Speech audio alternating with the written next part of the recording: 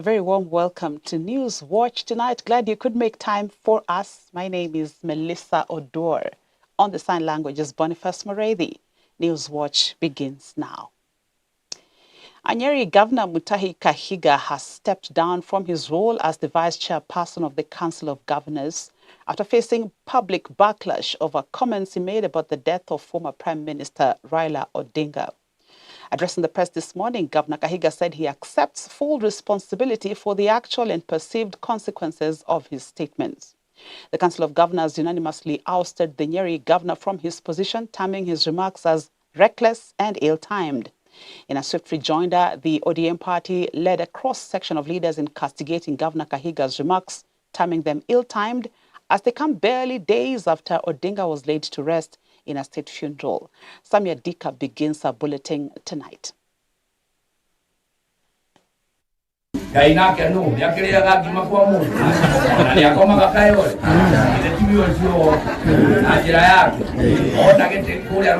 Nyeri Governor Mutahi Kahiga's Tuesday remarks in his mother tongue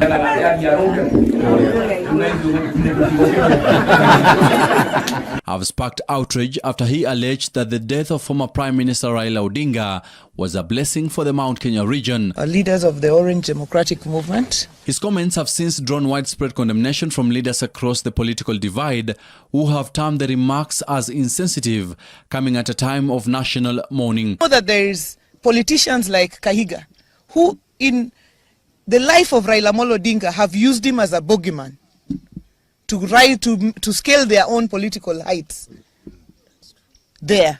But it is shocking that they continue to make Raila a bogeyman in his death. Kahiga, you are a beneficiary of devolution. And not a single Kenyan do not understand that the pioneer of devolution is Raila Amolo Odinga.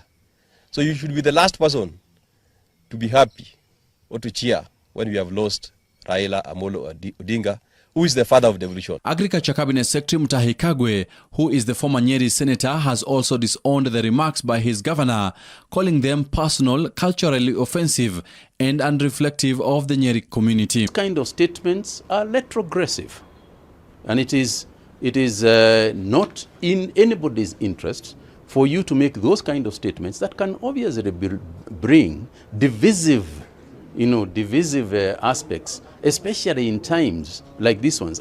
Wednesday morning meeting by Council of Governors saw Governor Kahiga ousted from his position as the council chairperson, and Wajir Governor Ahmed Abdullahi described Kahiga's remarks as reckless and ill-timed.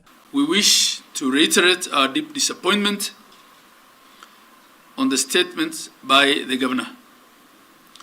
We still maintain that these sentiments are his personal remarks that do not reflect or represent the views and the values of the Council of Governors. We therefore disassociate ourselves in toto and condemn these utterances, which were untimely, reckless, and unspeakable.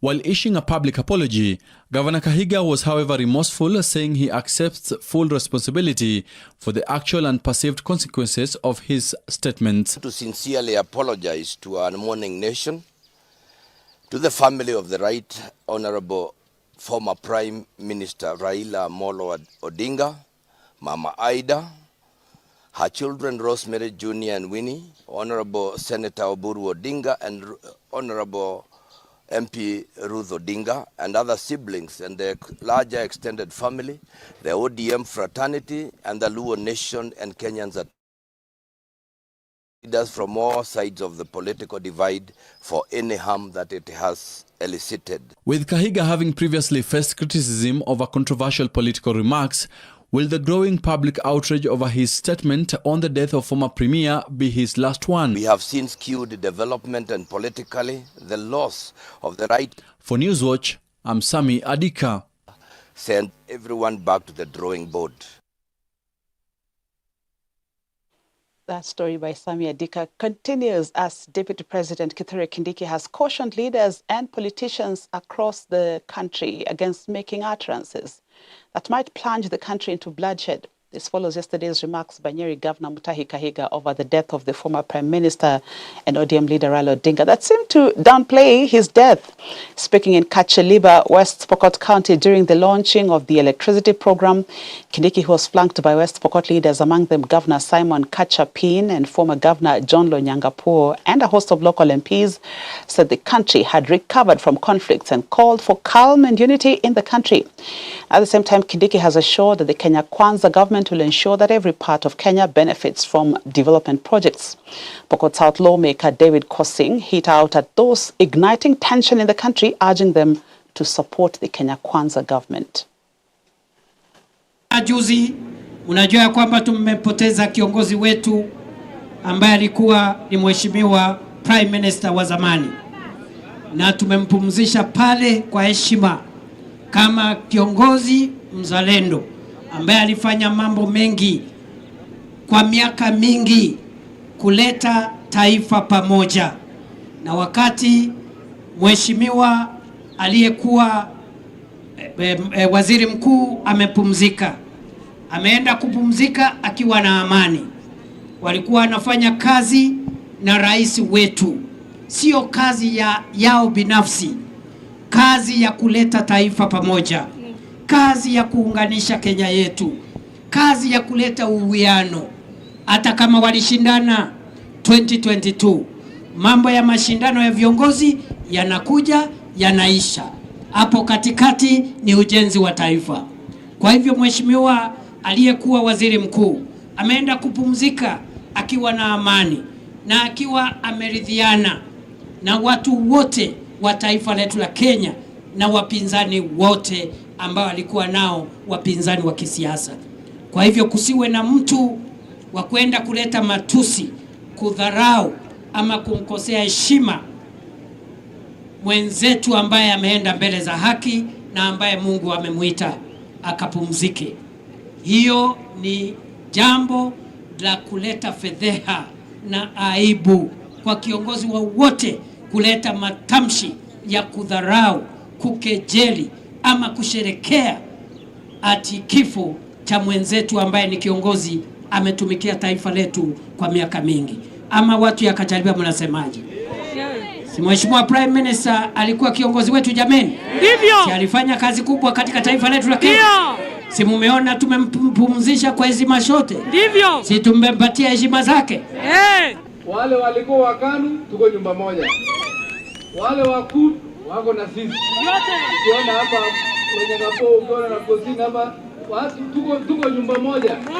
Sasa ni kung'ang'ania hapo hapo, hakuna pale pengine, kuonyesha kura ya rais wetu kwa second term yake itakuwa 100%. Hebu muonyeshe tena two term. Moving on to other stories, the Directorate of Criminal Investigations, DCI, has clarified that Collins Jumaisi, the prime suspect in the grisly Kware murders, is not yet in police custody. In a statement, the DCI said the circulating reports intimating that Jumaisi was apprehended are false and maintained that the murder suspect is still at large and a heightened manhunt is still active. Jumaisi is the prime suspect in the massacre where 42 women, including his wife, were killed and dumped at the Kware dump site in Nairobi's Mukuru kwa Njenga area. Jumaisi was arrested on the 15th of June and later escaped from the Gigiri police station alongside 12 suspects 2 months later, and a bounty was placed on his head. Jumaisi had, however, into confessing to having killed the women between 2022 and July 11th of 2024.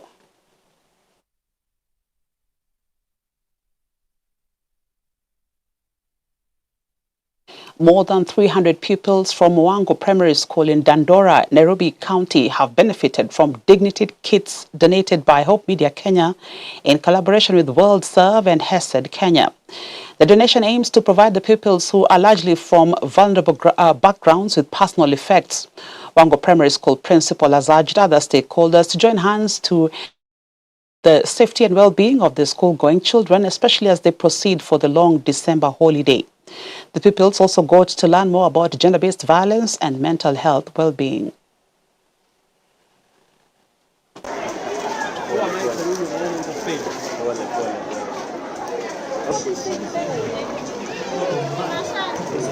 We today are welcoming Hope Media together with Hensed and World Serve, who have been with us the whole morning trying to talk to our children. Quite a number of interactive activities have happened today, and mostly on religious items. They were able to deal with a grade 6 and a few of the grade 9s. We are excited for them to be here in our school today and also be able to give them the goodies which they have come with them. Today we came here with one message. The first thing we came to do is to groom a boy and to pad a girl. Apart from that, we've also created awareness on mental health and GBV. The reason why we chose to come and create awareness on mental health is because the schools are going to be on a very long break. That is 2 months plus, and we came in to let the learners know that there is no health without mental health. Encourage the boys and girls of Wangu Primary School in Dandora. Today we have had a beautiful time together. We have fellowship together. We have had different sessions with the boys and the girls. Kama shida mnapitia, hata mimi nilikuwa hapo. Hakuna shida sijapitia. Hello. Today, in partnership with World Serve International and Hesed Africa, we have reached out to Wangu Primary School in Dandora. And the Lord has helped us to reach about over 250 boys and girls. And this is a follow-up project to a CSR that we did in Korogosho in September. And we just aim to keep hope alive. You know, we aim to just preach Christ and let him known to the ends of the world. So this is to thank our partners for coming on board. Thank you to Women in Aviation in Absentia. Thank you to World Serve International. Thank you to Hesed Africa and Biblica Kenya for making this a great success.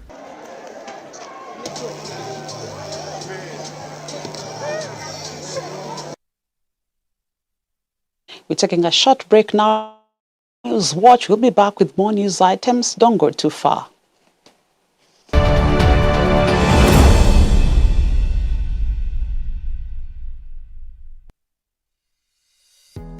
Hello there, my name is Beatrice Nudi, a host on Hope at Dawn with George Gishuru. Thank you so very much for your support and your loyal viewership. How is the signal in your area? We would love to know. Please do scan the QR code that you see.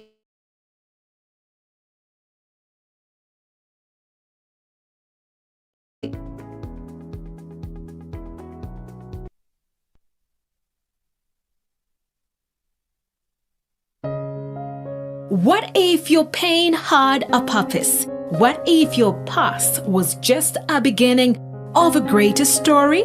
Gotten to another level because now I could not do anything without it, and now it became like a poison. I take it today, it grounds me for 3 more days. If I had not read the Bible, when I read the Bible, it just confirmed all the more that I had an encounter with the Lord, because I told him, Lord, why have you come to me? From the streets to the sanctuary, from the prison yard to the pulpit, real people are sharing the power of God's transforming love. No matter where you've been, God can rewrite your story. So I got him, I just called, and by luck, he picked up the phone. I explained everything and what I was feeling. Wow. He started praying in tongues immediately over the phone, and that thing, whatever it was, it stopped. Join me, Sharon Aitore Wangenye, for Testify every Thursday at 8 p.m. as we listen through the journey of hope, healing, and redemption through the voices of people just like you. And when you're running away from God, there's only the fire you can run. Yeah. I stand here as a witness that God catches up. These aren't just stories, they are testimonies. Don't just watch. Testify.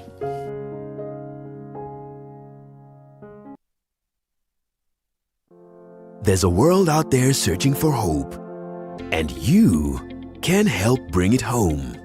By becoming a friend of Hope, you're helping us share the love of Jesus through Hope FM and Hope TV.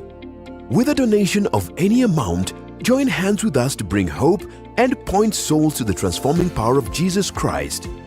Become a friend of Hope today by making your donation through the M-Pesa paybill number 933933, account FOH. For more information on how to become a friend of Hope, call 0116-212-723 or email customerexperience@hopefm.org or visit www.hopemediakenya.org. Friends of Hope, keeping hope alive.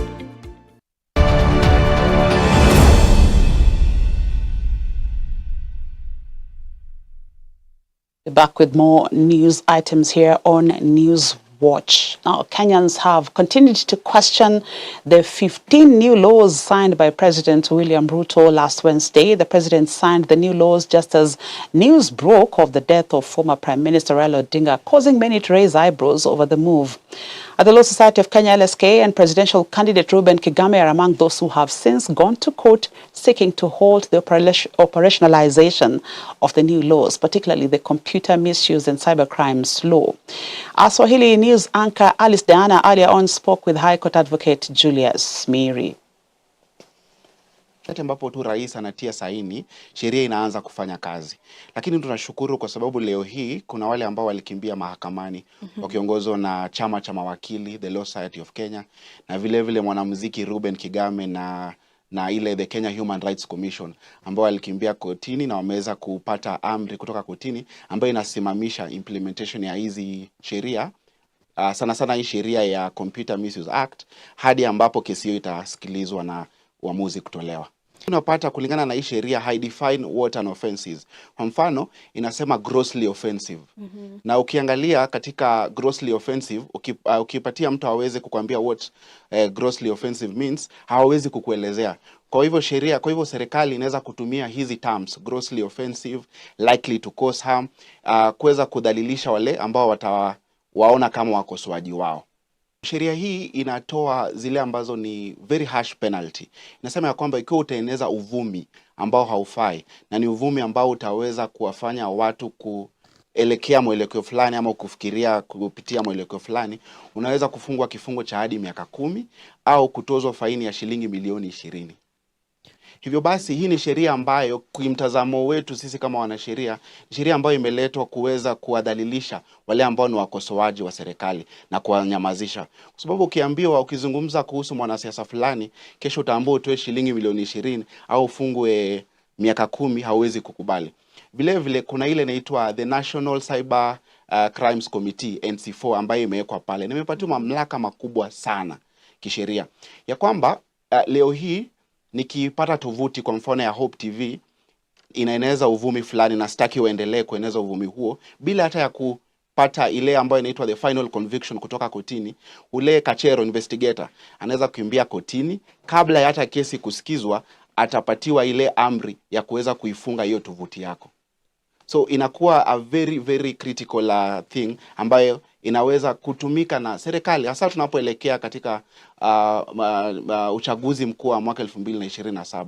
Inaweza kutumika kuwanyamazisha wale ambao ni wakosoaji kwa hali kubwa kabisa. Kutokana na yale maandamano ya Gen Z ambayo yalifanyika mwaka uliopita, mwaka 2025, kumekuwa na hiyo hofu kwa wananchi ya kwamba serikali inakuja kutufinya ama kupunguza ile uhuru ambao tulikuwa nao. Kumbuka katiba ya Kenya inampa kila Mkenya ruhusa ama the freedom ya kuweza kujiexpress na kujieleza. Na vile vile katiba hiyo katika kipengele cha 24 article 24 inasema ya kwamba ikiwa unataka kuzipunguza hizi sheria ama kuzilimit,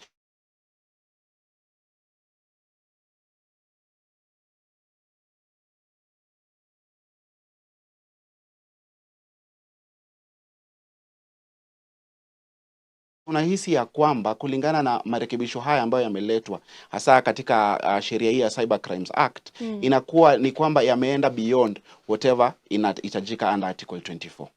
Hapo leo jaji wa mahakama ya juu anajulikana kama Jaji Mugambi ameweza kutoa amri ya kusitisha vipengele fulani. Kwa mfano kipengele cha 27 cha sheria hiyo ya Computer Misuse and Cyber Crimes Act kimeweza kutupuliwa mbali hadi kesi hii itakaposikizwa.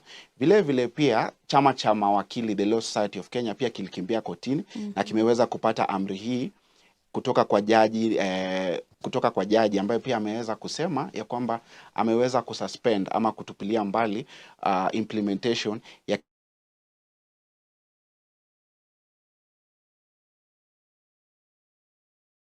lakini tunatarajia kwamba mahakama itaweza kuangalia zile hoja ambazo zitapelekwa mbele yake na wataweza kutoa uamuzi ambao utakuwa ni uamuzi wa maana na uamuzi ambao unafuata kikatiba.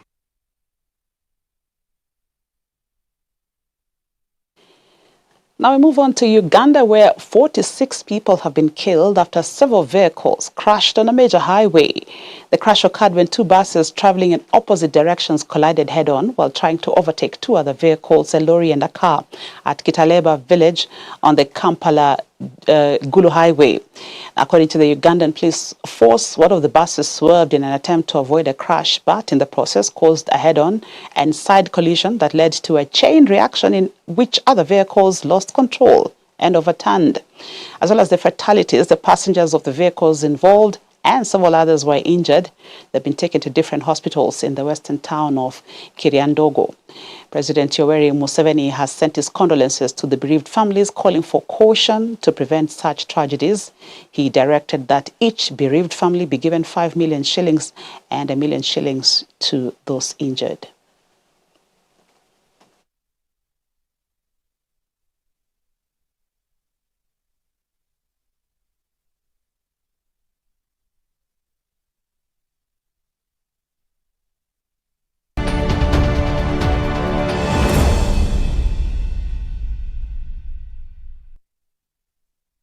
We look at business news now. The corruption case against former managing director at the Nzoia Sugar Factory, Godfrey Sifuna Wanyonyi, together with 7 other top officials, has been postponed at the Anti-Corruption Court in Bungoma, and the prosecution case is expected to present its final witnesses.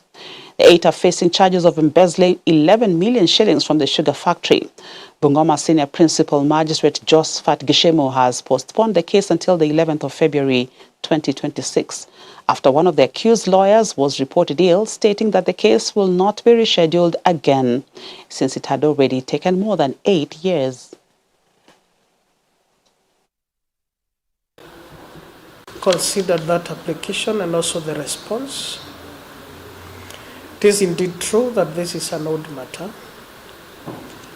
However, considering the issue of indisposition of counsel for the 1st to 5th and also the 7th accused person, and further considering that the prosecution would not have closed its case today, I will exercise my discretion and grant the application for adjournment.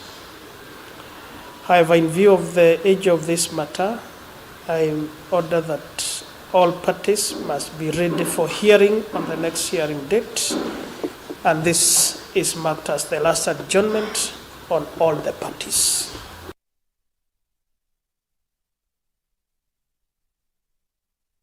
Women groups for the elderly in Koyo Village, Seme Sub-County in Kisumu County have benefited from training in mushroom farming conducted by a group called Wives of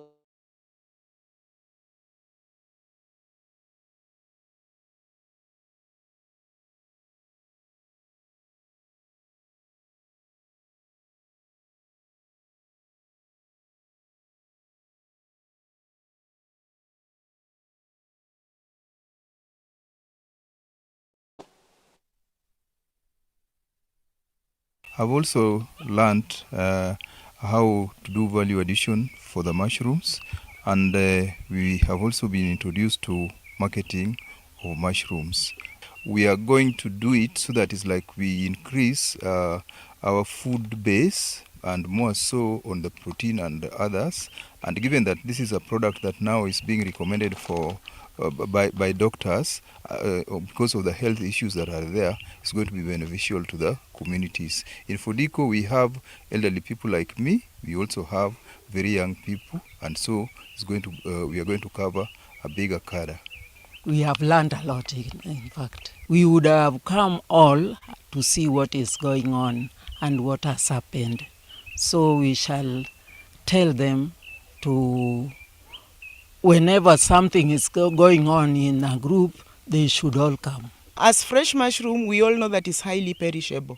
So now that it's highly perishable, you keep it there for 3 days, it's rotten, maggots all over. But we need a refrigerator that can help us to store our mushroom. But still, refrigerator will not give us a prolonged life, because the refrigerator mushroom can only stay for 3 days. So the best thing is value addition. So value addition for soap, we need molders. We need the machine ya kumix. Value addition for jelly, we need the essential oils and the shea butter, everything that we are supposed to. There is that winery machine.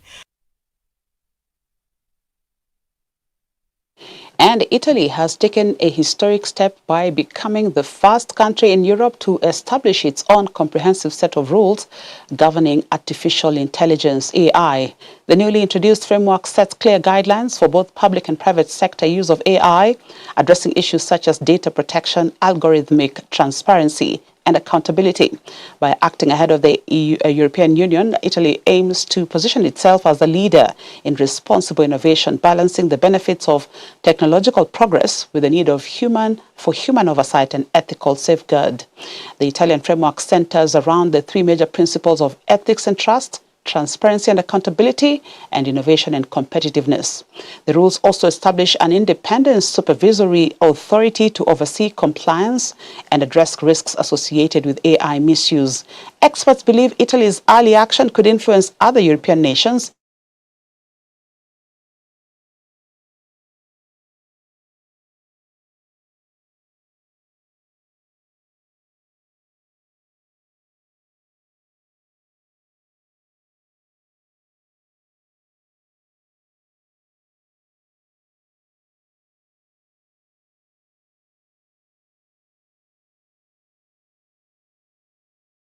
all 4 goals in a 13-minute second-half burst.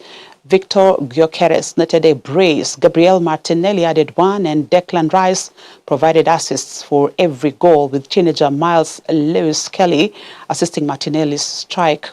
The win extends Arsenal's unbeaten home record in the group stage to 9 matches and marks their 7th consecutive victory against Spanish sides in the competition.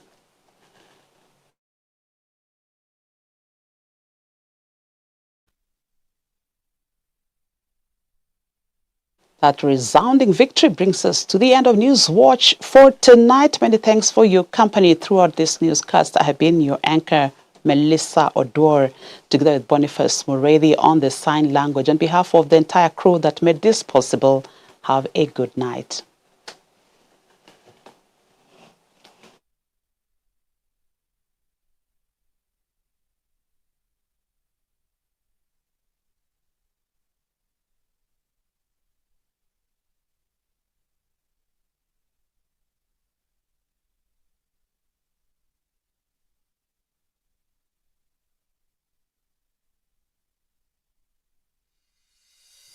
Hi everyone, my name is George Gishoro, a presenter with Hope TV. Thank you so very much for continuing to support us by watching all our programs. Now, we would love to serve you even better. Now, the signal. You can scan the QR code and ensure that you answer all the questions in ensuring that you are getting us loud and clear with crystal pictures. So go ahead and fill in the QR code so that we can serve you better right here at Hope TV, where you look and live.